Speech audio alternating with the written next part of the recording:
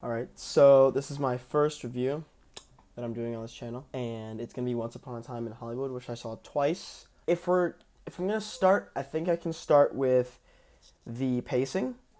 Pacing is very, very slow. So with this film, I'd say you could take Pulp Fiction's like more boring scenes, like the one where Vince goes with Marsalis's I believe girlfriend or wife to the club, and like that whole scene was kind of just like, well, it was there, right, and it just kind of nothing happened exactly.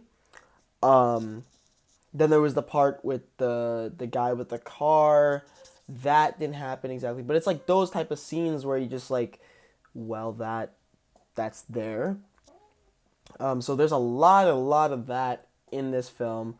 But the main thread throughout this whole story is Rick Dalton and his whole failing career, which is pretty funny. I thought Leonardo DiCaprio was pretty funny when he was just crying the whole time and being sad, and then when he finally oh, by the way, there are spoilers in this.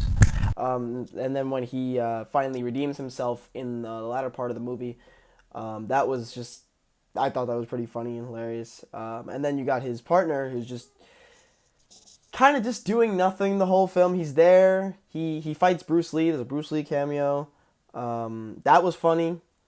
But he's not really doing much besides beating people up and hanging out with the hippie girl that's there.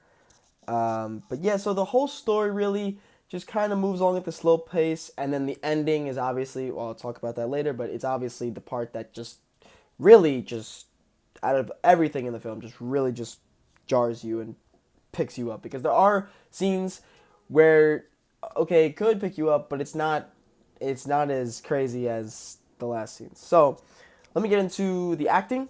Obviously the acting was great.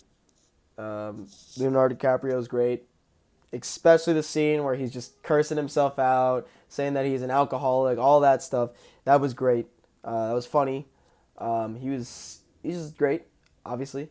And then you got Brad Pitt. He was also good. I mean, he didn't have to do as much, but like, I mean, the ending scene where he's pretending to be like on acid, that was that was pretty good.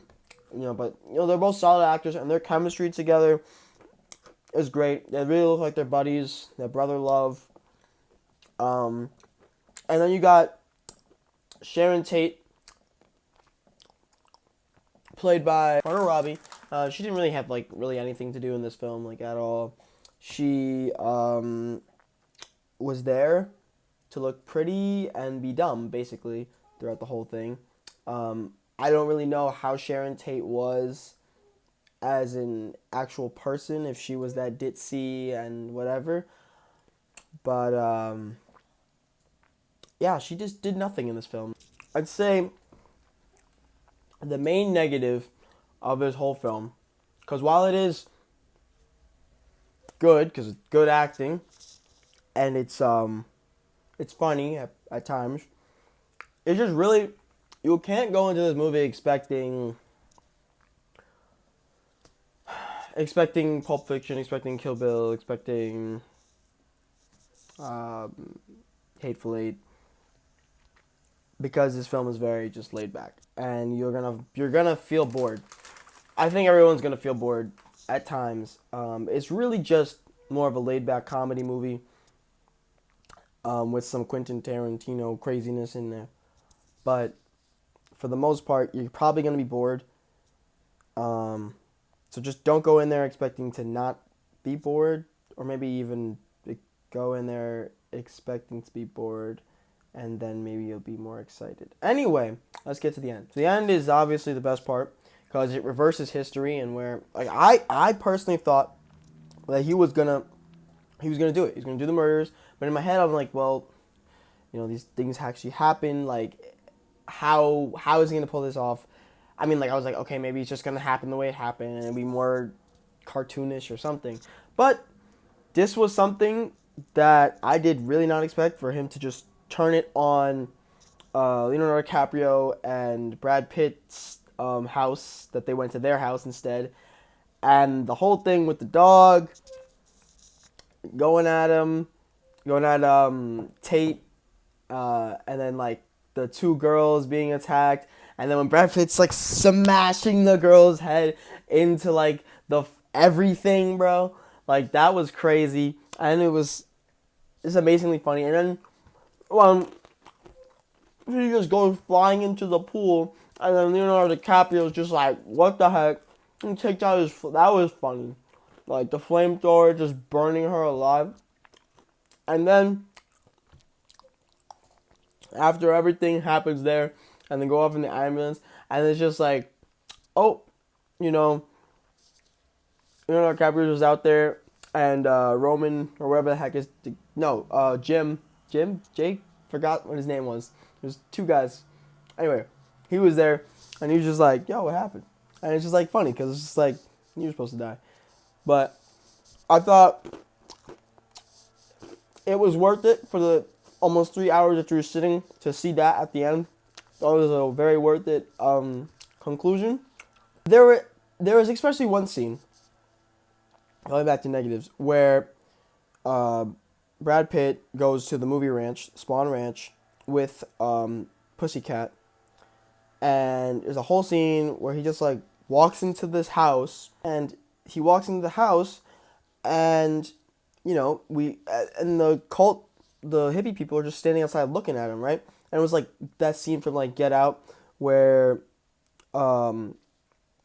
Chris goes up the stairs and everyone just like stops talking. It's like one of those things where it's like, oh, like it's a little spooky, right? We think as the audience something's gonna happen, but like, I don't know, he just talked to the old guy, he left, and then that creep like stabbed his tire. Like, I don't know, it just wasn't like, there wasn't a lot in that scene to even just, I think if maybe he didn't go inside the house, maybe the girl just like said, no, you can't come in here. Or maybe he was dead. I think that's what everyone was expecting, that he was dead, but that didn't happen.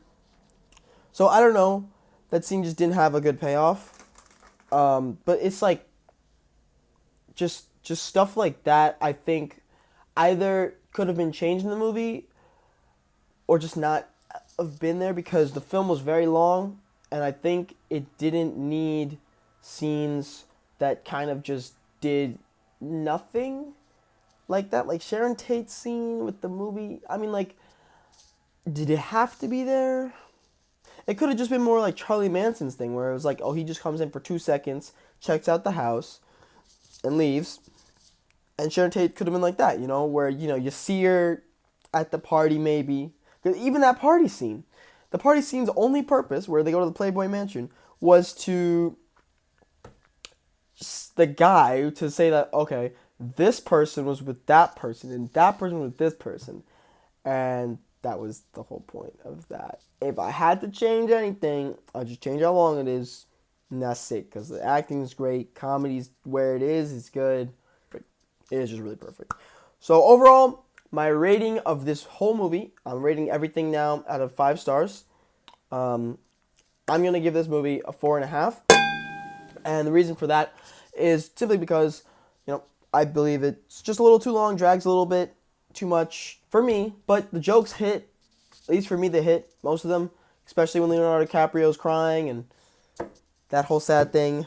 And the Bruce Lee scene, definitely funny. Yeah, but 4.5 is my rating.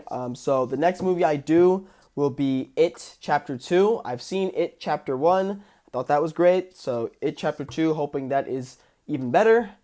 And hopefully still funny like the first one. But anyway, this was my review on Once Upon a Time in Hollywood, directed by Quentin Tarantino, and is the first of many reviews that I'm doing.